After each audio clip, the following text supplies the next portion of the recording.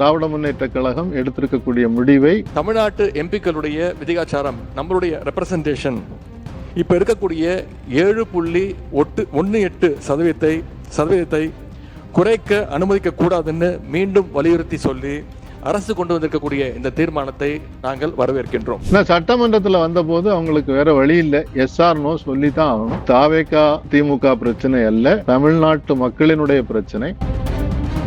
இந்த 543 தொகுதிகள் என்பது இன்னும் 25 ஆண்டுகளுக்கு அடிமைகளாக மாறிப்போன கட்சியாகத்தான் இன்னைக்கு அதிமுக மாறி இருக்குது. அவங்க சுயநலத்துக்காக தானே அஞ்சே சீட்டை வச்சுட்டு எங்களுக்கு ஒரு பாராளுமன்ற உறுப்பினரை கொடுங்க, 2 மந்திரி கொடுங்கன்னு கேட்டு வாங்கினாங்க. அப்படி இருக்கும்போது அவங்க எப்படி இப்போ திமுகவை குறை சொல்லலாம்? மத்திய அரசு தமிழ்நாட்டிற்கு எவ்வித பாதகமும் இல்லாமல் நாடாளுமன்ற தொகுதி எண்ணிக்கை தற்போதுள்ள விகிதாச்சாரப்படி, அதாவது 7.18% குறையாமல் தொகுதி மறுவரை செய்ய வேண்டும்.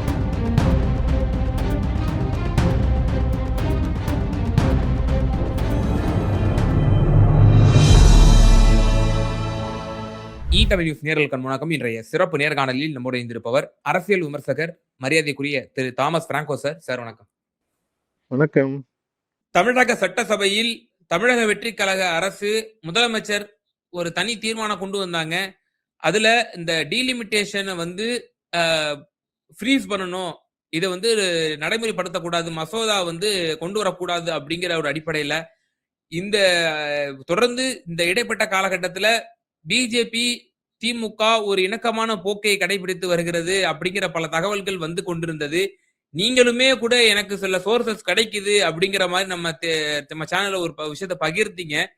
இப்போ இந்த தீர்மானத்திற்கு திராவிட முன்னேற்ற கழகம் ஆதரவு தெரிவித்திருக்கிறது. நாங்கள் உறுதியாக இந்த மசோதாவை எதிர்ப்போம் அப்படின்ற விஷயத்த சொல்லியிருக்கிறாங்க. இது எப்படி பாக்குறீங்க சார்? முதல்ல உங்களுக்கும் உங்களுடைய சேனல் யூனியூஸ் தமிழுக்கும் என்னுடைய பாராட்டுக்களை தெரிவித்துக் கொண்டது. மெயின் ஸ்ட்ரீம் மீடியா பெரிய அளவுக்கு இதை பற்றி விவாதிக்காத போது டீலிமிட்டேஷன் ஒரு பிரச்சனையாக வரப்போகுது, திமுக கொஞ்சம் தடுமாற மாதிரி இருக்குதுன்றது பல அவங்களுடைய அணிகள்ல இருந்து வரக்கூடிய ஃபேஸ்புக் போஸ்ட், அவங்க கொடுத்த ஸ்டேட்மெண்ட், ஃபேர் டீல் வந்தா ஏத்துக்கிடுவோம் அப்படின்னு சொன்னது, முதல்ல இருந்த நினைவாட்டுல இருந்து மாறி நின்னதெல்லாம் அம்பலப்படுத்தியது நீங்க. அதே மாதிரி ரூஸ்டர் நியூஸ் 2 பேர் தான் கூடுதலாக அம்பலப்படுத்துனீங்க. அதனுடைய விளைவாக கூட இதை பார்க்கலாம். ஏன்னா அவங்களும் மக்கள் மத்தியில என்ன உணர்வுகள் இருக்குது, மக்கள் எப்படி பாக்குறாங்க அப்படின்றத கூர்மையாக கவனிச்சிட்டு இருக்காங்க. அப்போ இதுல இன்றைக்கு திராவிட முன்னேற்ற கழகம் எடுத்திருக்கக்கூடிய முடிவை நாம் எல்லோரும் வரவேற்க வேண்டும். அவங்க முதல்வர் அழைத்த அந்த கூட்டத்துக்கு போகல அவங்களுடைய பாராளுமன்ற உறுப்பினர்கள். சட்டமன்றத்துல வந்த போது அவங்களுக்கு வேற வழி இல்லை, எஸ்ஆர்னோ சொல்லித்தான் ஆகணும்.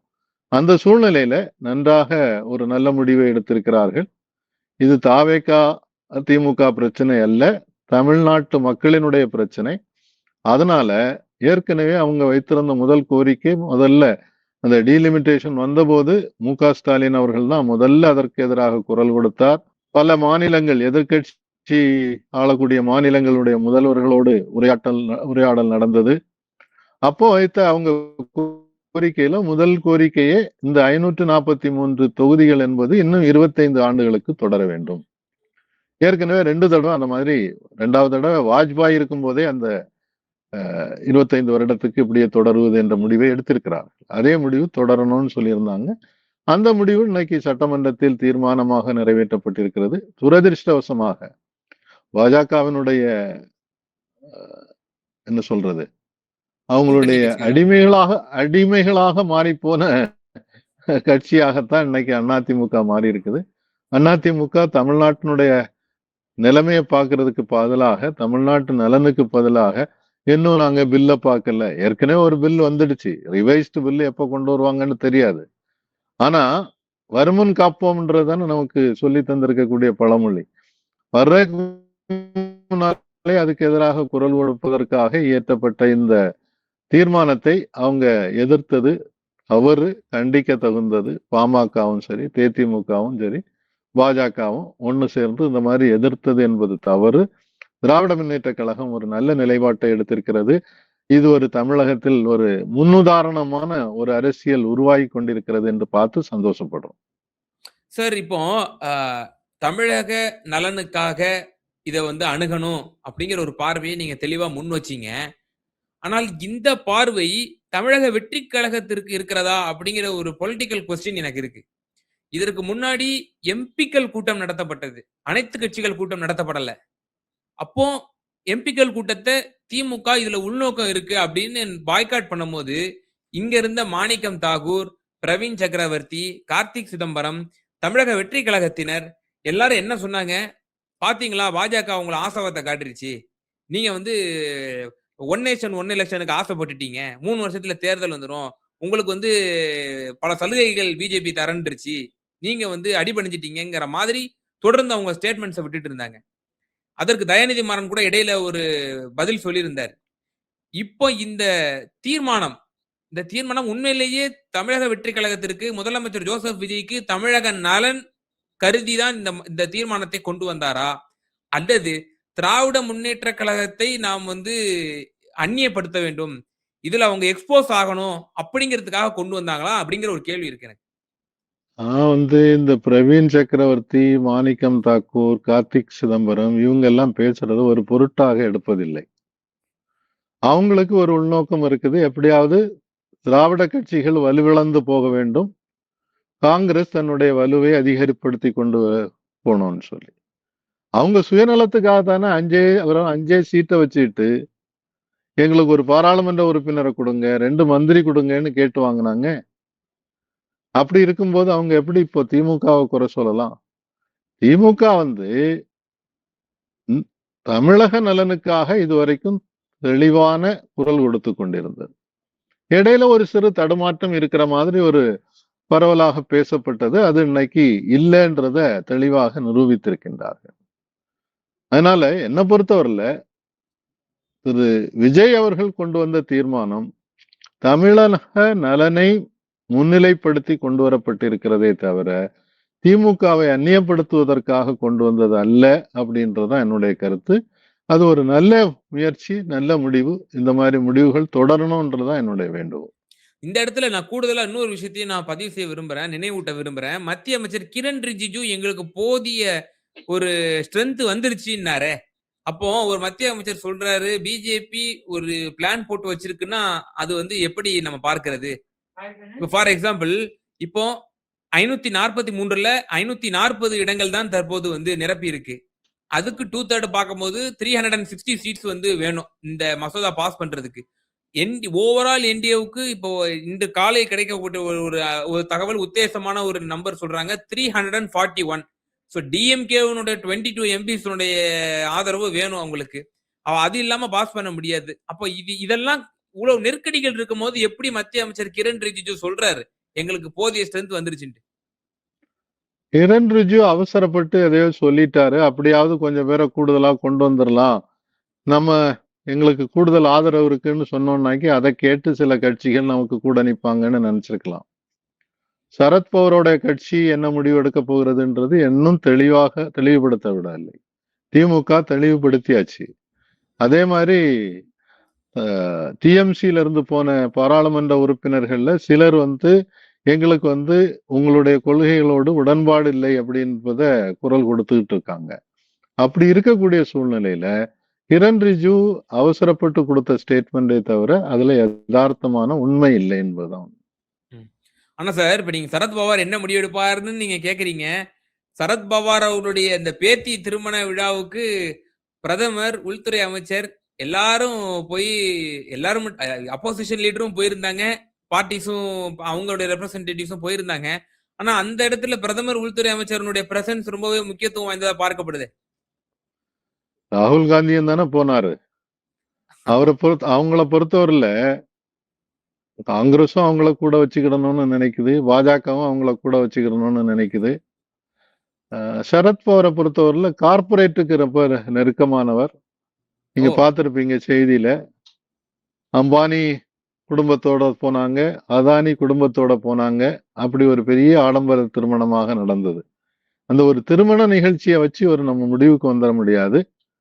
அரசியல்ல மாற்றங்கள் எப்போ வேணாலும் வந்துகிட்டு இருக்கலாம். ஊசல்கள் இருக்கு, தடுமாற்றங்கள் இருக்கு. சந்தர்ப்ப சூழல்கள் மாறும்போது அதுக்கு ஏற்றபடி மாறிக்கொள்வார்கள். பொறுத்திருந்து தான் பார்க்கணும் எஸ்பியோட நிலைமை. இப்ப சார் இப்போ பாஜக எந்த நிலைக்கும் போகும், எந்த எக்ஸ்ட்ரீமுக்கும் போகும்னு சொல்லி நிலைப்பாட்டில் இருக்கக்கூடிய நபர் உங்களை போன்றவர்கள், அப்ப இந்த மசோதாவை வேற விதத்திலையும் கொண்டு வரலாம் அப்படிங்கிற மாதிரியும் ஒரு தாட்ல இருக்காங்களா? ஏன்னா இப்ப ரகசிய வாக்கெடுப்புன்னு சிலர் சொல்றாங்க. இல்ல 2 ஹவுஸையும் ஒண்ணா கூட்டி நம்ம வாக்கெடுப்பு எடுப்போம் அப்படிங்கிற மாதிரி சொல்றாங்க.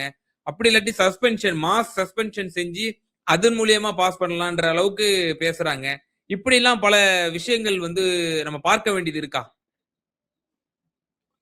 இல்ல, இன்னைக்கு டீலிமிட்டேஷன் கொண்டு வந்தா கூட அவங்க அதனால அவங்களுக்கு வெற்றி கிடைத்திரும் என்ற நிலைமை இன்னைக்கு மாறிக்கிட்டு இருக்கு. அதனால அப்படி அவசரப்பட போறதில்லைன்னு தோணுது. ஒருவேளை சிறப்பு கூட்டத்துக்கு முயற்சி செய்யலாம். ஆனா அப்படியே முயற்சி செய்து வந்தா கூட இப்ப நம்ம பீகார்ல பார்த்தோம், பங்கிம்பூர்ல மொத்த தொகுதிகள்ல 412 பூத்துன்னு நினைக்கிறேன். அதுல 405 பூத்துல பிரசாந்த் கிஷோர் வெற்றி பெற்றிருக்கிறார். 31 ஆண்டுகளாக அவங்களுடைய வெற்றியை கொடுத்து கொண்டிருந்த அந்த தொகுதியில பிஜேபி படு தோல்வி அடைந்திருக்கிறது. இதெல்லாம் சில எடுத்துக்காட்டுகளை கூட்டுகிறது. மக்கள் இப்ப உங்க கூட இல்ல அப்படின்னும் போது நீங்க டீலிமிட்டேஷன் கொண்டு வந்துட்டா மட்டும் கொஞ்சம் முஸ்லிம்ஸை மட்டும் தனிமைப்படுத்திட்டீங்கன்னா அதனால உங்களுக்கு வெற்றி கிடைத்திரும் என்ற சூழலை மாறிட்டு இருக்கு. அதனால இது பரிசீலிக்கப்படும் என்று எனக்கு தோணுது. இல்ல சார், நீங்க இவிஎம் கடுமையா எதிர்க்கிறீங்க, இந்த ஓட்டிங் பேட்டர்னையும் நீங்க எதிர்க்கிறீங்க. அப்படி இருந்தும் நீங்க ஒரு இடைத்தேர்தலை கம்பேர் பண்றீங்களா பாஜகவோட வீழ்ச்சி அப்படின்ட்டு? நிச்சயமாக. ஏன்னா அவங்க பொது தேர்தலில் அவங்க கிடைத்த வெற்றி என்பது ஒரு மாபெரும் வெற்றி. இடைத்தேர்தல்ல பொதுவா ஆளுங்கட்சி தான் ஜெயிக்கும். நேர்மாறாக நடந்திருக்குது. இப்ப அதுக்கு பின்னணியில இந்த இளைஞர்களுடைய போராட்டமும் அதனுடைய தாக்குதலும் கூட இருக்குதுன்னு பாக்குறேன். அதே மாதிரி பாஜக மேல வந்திருக்கக்கூடிய குறிப்பாக பீகார்ல இருக்கக்கூடிய ஆட்சியின் மீது ஒரு பெரிய அதிருப்தி உருவாகி இருக்கிறது என்பதை பார்க்க முடியும். ஆனா சார், இப்ப இந்த இறுதியான ஒரே ஒரு கேள்விதான். இப்போ இது சம்பந்தமாக நீங்க பாயிண்ட் சொன்னதுனால சமாஜ்வாதி கட்சியினுடைய தலைவர் அகிலேஷ் யாதவ் என்ன குறிப்பிடுறாரு? பிரசாந்த் கிஷோர் வெற்றி, அதே போல மத்திய பிரதேசத்துல காங்கிரஸ் இடைத்தேர்தலில் ஜெயிச்சது, இதை வச்சுட்டு நீங்க எலெக்ஷன் கமிஷனை எடை போட்டுறாதீங்க. இது ஒரு இன்டரிம் விக்டரியை வச்சு நீங்க ஒரு ஹோல் சிஸ்டமே கரெக்டா இருக்குன்னு நினைச்சிடாதீங்க. இதை இப்படிதான் உங்களை மடைமாற்றம் செய்வார்கள். இடைத்தேர்தலில் வெற்றி பெற வச்சு பொது தேர்தலில் அவங்க வேலையை காமிச்சிருவாங்கன்றாரு. அப்போ அவருடைய பார்வை எப்படி பாக்குறீங்க? இதுல எனக்கும் ஒத்த கருத்து இருக்கிறது. அதாவது எலெக்ஷன் கமிஷன் திருந்திடுச்சு, எலெக்ஷன் நேர்மையாக நடத்தப்படுகிறது என்பது உண்மை அல்ல. ஆனா இடைத்தேர்தல்கள்ல பொதுவா குறிப்பாக கட்டாயம் ஜெயிச்சிருவோம்னு நம்பிக்கை இருக்கும்போது அந்த ஓட்டு மேனிபுலேஷன்லாம் செய்ய மாட்டாங்க. அப்படி செய்யலன்றத பாக்குறேன். அதே இடத்துல தேர்தல் ஆணையம் இன்னைக்கும் அவங்க கட்டுப்பாட்டுல தான் இருக்குது. அடுத்து நடக்கக்கூடிய தேர்தல்கள்ல இதே மாதிரி நேர்மையாக எங்கேயும் இருக்க போறதில்லை. ஒருதலை பட்சமாகத்தான் நடந்து கொண்டிருக்கிறார்கள், நடந்து கொண்டிருப்பார்கள். அதற்கு எதிராக இந்தியா முழுவதும் ஒரு பெரிய வலுவான போராட்டம் உருவாகி கொண்டிருக்கிறது. இவிஎம் வேண்டாம், அதுக்கு பதிலாக மீண்டும் வாக்குச்சீட்டு வேண்டும் என்ற ஒரு இயக்கம் இந்தியா முழுவதும் பரவி கொண்டிருக்கிறது. அதனால தேர்தல் கமிஷன் பெரிய தாக்குதல்களை சந்திக்க போகிறது. பொறுத்திருந்து பார்ப்போம். நிச்சயமா சார். பல்வேறு கேள்விகளுக்கு ரொம்ப விரிவா தெளிவா எங்க நேயர்களுக்கு உங்களோட பதில்களை பகிர்ந்தீங்க. ரொம்ப நன்றி. நன்றி, வணக்கம்.